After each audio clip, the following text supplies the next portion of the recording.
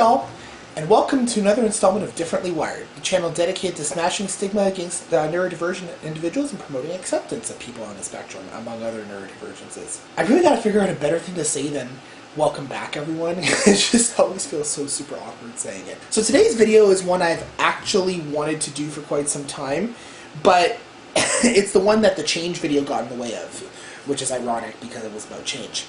But anyway, today's video, like I said, is one that I've wanted to do for a while, and it's all about something that is one of the most immediate ways that autism impacts my life, but not something which has always been obvious to me and to others.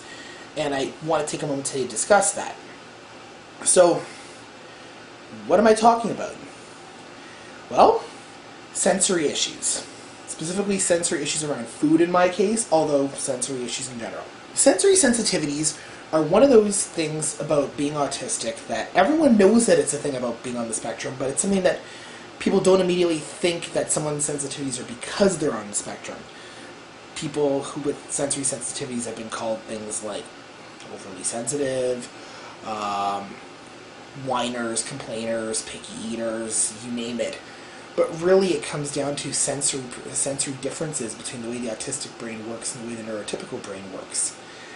It's a bit more complicated than calling someone a bit weak-willed and claiming that they just need to put up with it more and toughen up. It doesn't work like that. It doesn't work like that at all. So I was personally always raised with the mentality of don't feel limited by your Asperger's diagnosis. Be true to yourself. Do the things that other kids can do because you can do them too. Don't let it limit you type thing. And generally speaking, that's not a bad way to raise your kid. I don't think anyone should be reduced to a diagnostic label ever.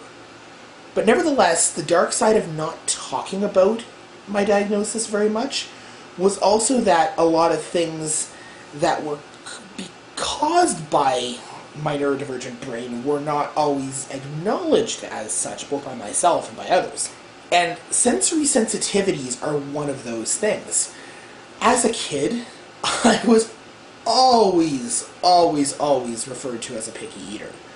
I mean, so there is a running joke in my family. Vegetables? Adam doesn't eat vegetables. Adam doesn't like vegetables. And that could not be farther from the truth. There are certain vegetables that I love. I love carrots. I like peas. I love corn. I like green beans. I like all kinds of peppers. I like celery. I like garden salad stuff. You know, like I actually like certain veggies.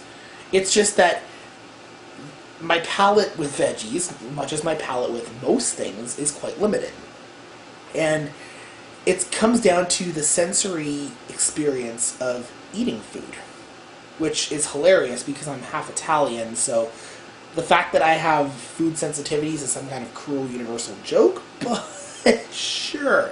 I don't have any issues with eating. I love eating, possibly more than what's humanly healthy. I enjoy food. It's just that my palate around food is kind of limited. I don't always want to try new food because oftentimes even the mere look of something is enough to convince me that it's to be avoided at all costs. And I mean, it wasn't uncommon for dinners when I was young to unfold as follows.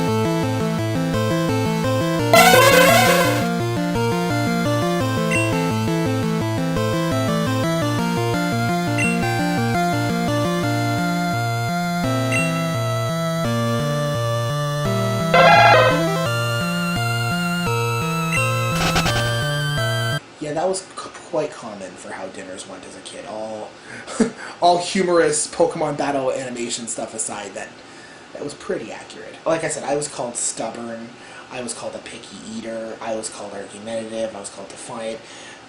What it came down to, like, and it might seem like all those things on surface level, but there was definitely more going on than that. And the truth is, as I've said, sensory sensitivity has always impacted my food consumption. I mean, there are the obvious ways, of course, like strong pungent aromas. Like, what I did in the Pokemon battle animation just there is not entirely inaccurate. Vinaigrette is one of those strong acidic scents that instantly sets off my gag reflex. It's awful. I can't be around it. Likewise, it's not always a smell thing either. It can sometimes be a texture thing, like how something tastes, how something reacts to being prodded by my fork when I'm uncertain about whether it's fit for human consumption. Even how it looks. I made a joke about it in the animation just now, but it's true. How a food looks is often enough to tell my brain how, like, okay, how do I describe this? Oftentimes, the mere look of a food is enough to make my brain averse to even trying it. Like, chickpeas? Ew, they're gross and round and weird. Quinoa? Ew, it's a bunch of little tiny balls and it looks like it has a weird texture, it's gross. Something that has a non-standard color or a weird smell or something like that, or weird bumpiness to it, or just looks weird? Nope. Nope. Nope, nope, nope, nope, nope, nope. It's almost as though my eyes look at food, they see something like this, and it almost conjures an image in my head of what the texture of that food is going to be, what the taste of that food is going to be, what the overall sensory experience of that food is going to be. And before I know it, my brain is sounding the alarm bells and going, "The beacon is lit! Gondor calls for aid!"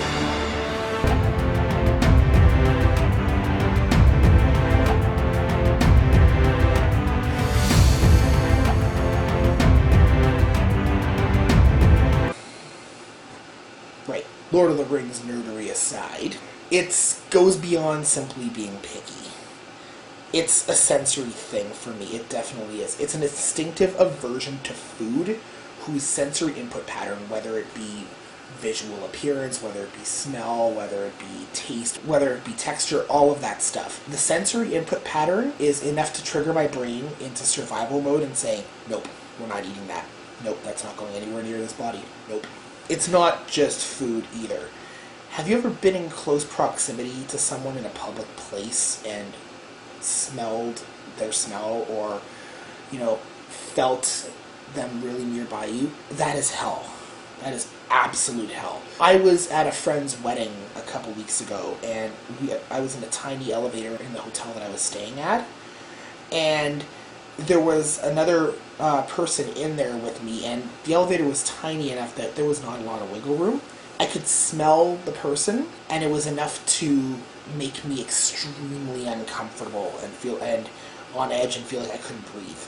And it's not the person's fault. They were a lovely person. I mean, I'm not saying that to come down on anyone for it.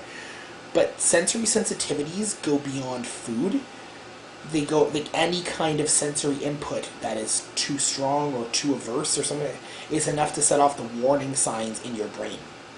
It's the same thing as when I'm on the city bus and it's cramped and congested and someone sits beside me. I feel extremely uncomfortable because they're too close. There's not enough space. They're setting off my anxiety because they're touching me and I can smell them and I can, feel them close to me, and it just, again, I'm sure they're very nice people, but nope, no. But why is this?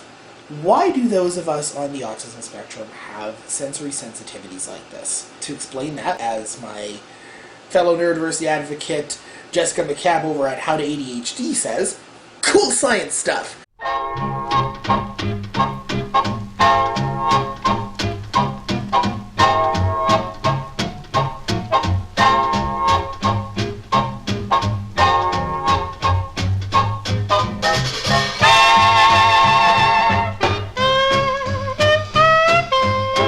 Essentially, Those of us on the autism spectrum are divided into two camps when it comes to sensitivity, generally.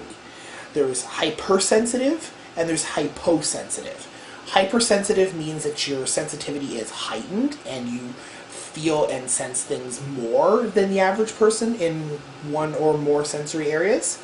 So you might smell really acutely, you might taste really sharply, you might perceive things really well, that kind of thing. Hyposensitivity is lack of sensitivity to things. So lack of sensitivity to touch, lack of sensitivity to sight, lack of sensitivity to hearing. And it doesn't have to be black and white of like, we're all hyper or hyposensitive. It can vary. Like, for example, I'm hypersensitive to touch.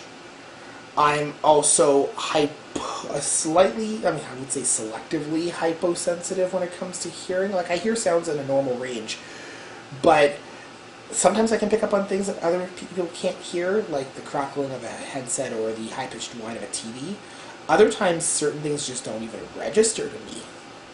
Like, again, these things can vary, but sensory sensitivities and sensory fluctuations are a normal part of being autistic. It's one of the ways that it manifests in a physical way. Basically, our brains process sensory information in wildly inconsistent ways, and each individual is different. There's no two identical experiences of sensory craziness when it comes to being autistic. Everyone has sensory issues. It's a question of how and what. Essentially, the next time your autistic friend or family member expresses discomfort with certain situations, be it being at a party and the strobe lights on the dance floor are too much, or a certain aroma is enough to turn their stomach, or touch is too much, stuff like that.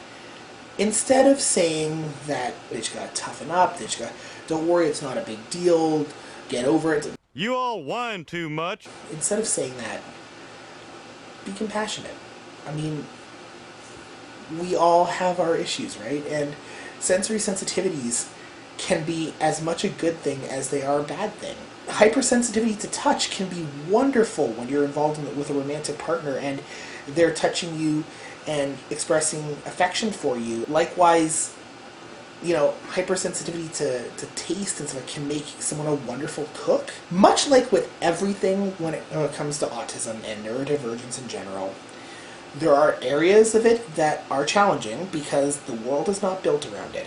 But that doesn't mean it can't also come with immeasurable gifts and blessings too. And again, I'm grateful to be this way because even the unique sensory experiences that I experience make me who I am, and I wouldn't change that for anything in the world. So I am extremely sorry, Mom and Dad, for so many arguments over dinner time when I was a kid. It came down to sensory sensitivities and the discomfort I felt at certain tastes and certain smells and certain textures. I see that now. And I'm really, really, really grateful that you guys understand that now. Thank you from the bottom of my heart for accommodating those things in me. And I hope people out there in interwebs land who are watching this video also come away knowing a little bit more about the autistic sensory experience and how you can help the autistic person in your life to have a better sensory experience around the things that stress them out. We're all human after all, right? Live long and prosper. If you like this video and want to see more content by me at Differently Wired, remember to like, subscribe, and share this video on all social media. Also, you can find a link to my Patreon down below, and I'd really love if you continue to support me. You guys rock, like I said, and I really look forward to making more content for you guys. So until next time, keep it neurodivergent, folks.